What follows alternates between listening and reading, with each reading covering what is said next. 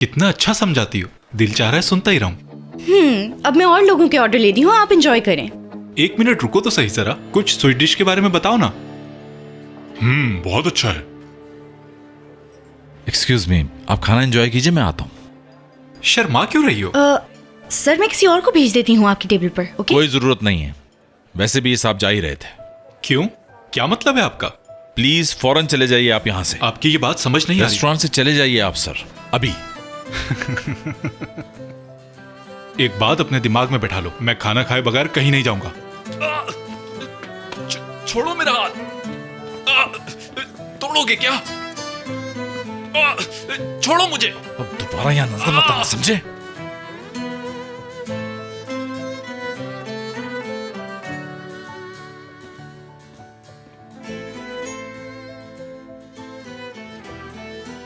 इस छोटी सी बदमज़गी के लिए आप सबसे माजरत चाहता हूं। प्लीज आप सब लोग खाना एंजॉय कीजिए। Thank you.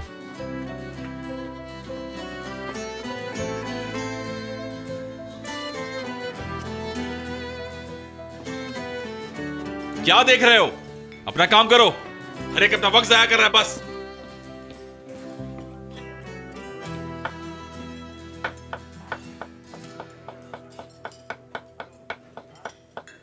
तो गुस्सा उतर गया तुम्हारा?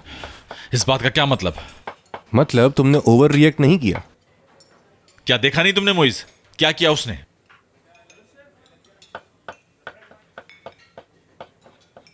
आदमी को या माहीन को? क्या कहना चाह रहे हो तुम मोइज? हाँ, उसकी जगह कोई भी होता मैं ऐसे ही रिएक्ट करता। ठीक है चैंपियन, आराम से। ठीक है।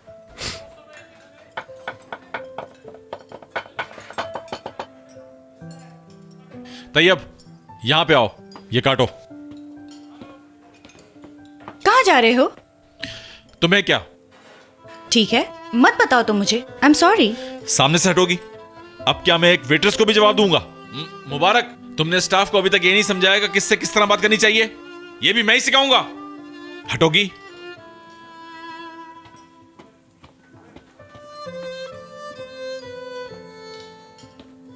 मैं तो बस इसका शुक्रिया अदा करने आई थी, मगर ये तो बातें सुना के चला गया। थोड़ा सा स्ट्रेस में है इस वजह से। क्या वाकई? अक्सर वो ऐसे ही किचन में हाइपर हो जाता है, पता नहीं क्यों। यार ये पहले ऐसा बिल्कुल नहीं था। मतलब कॉलेज के टाइम पर तो इसको बिल्कुल भी गुस्सा नहीं आता था। इतना कैसे बदल गया? पता नहीं, ये तो तुमको ही पता होना चाहिए।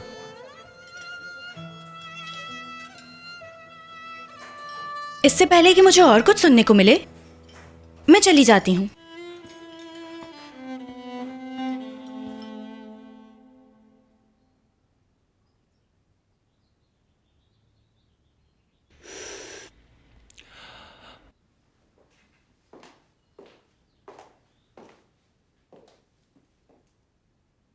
रजा, मुझे भी तुमसे कुछ बात करनी है, लेकिन पहले तुम बताओ कि क्यों बुलाया है। माहीन के बारे में कुछ बताना है तुम्हें, मगर सुनने के बाद ओवर रिएक्ट मत करना। एक रेस्टोरेंट में काम कर रही है वो, जानती हूं मैं। यही बताना था ना तुम्हें? तुम्हें किसने बताया? उसकी दोस्तों ने।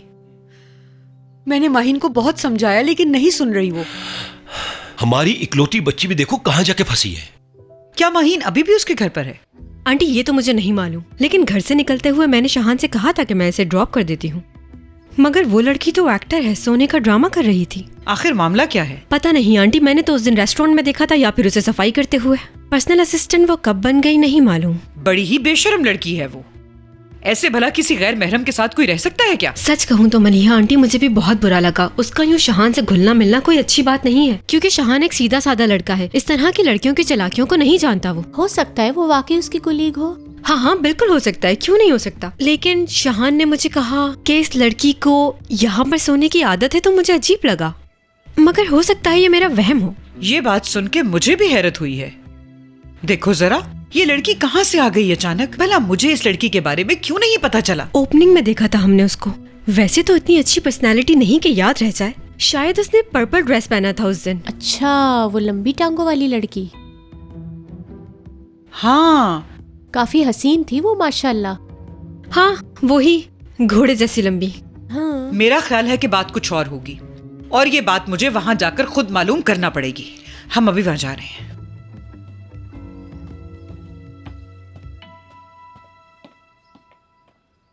तुम ये कह रही हो झाड़ू लगा रही है, टॉयलेट साफ कर रही है, वाकई में लोगों को पता चलेगा तो क्या इज्जत रहेगी? तुम्हें लोगों की फिक्र हो रही है या हमारी बच्ची की जिंदगी दांव पे लगी हुई है? मेरे हलक से तो रोटी नहीं उतर रही है, सोच सोच करके क्या होगा अब उसका। रजा, हमें ही कुछ करना चाहिए। हमारी बच्ची अपनी जिंदगी बर्बाद कर रही है, उसकी फ्यूचर की बात है।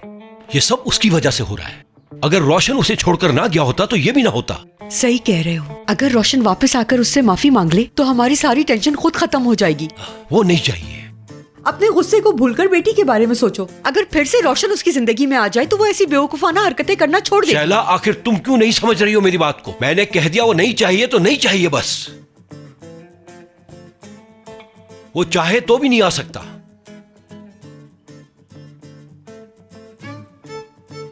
रजा, कहीं तुमने उसे जान से मारकर दफना तो नहीं दिया? तुम पागल तो नहीं हो गई हो कहीं? तो फिर क्या बात है? बस वो अचानक मेरे सामने आ गया तो आगे तो तुम जानती हो क्या हुआ होगा। हाँ जानती हूँ, उसे मारा होगा तुमने। मारा तो था, नेचुरल था वो।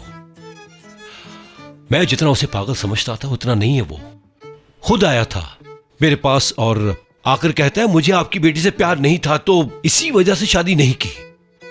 काश कि वो माहिन की जिंदगी में फिर से आ जाए। शैला, तुम पागल तो नहीं हो गई? आखिर मैं तुम्हें कैसे समझाऊं कि वो हमारी बेटी से प्यार नहीं करता? अब क्या जबरदस्ती प्यार करवाऊं उसे?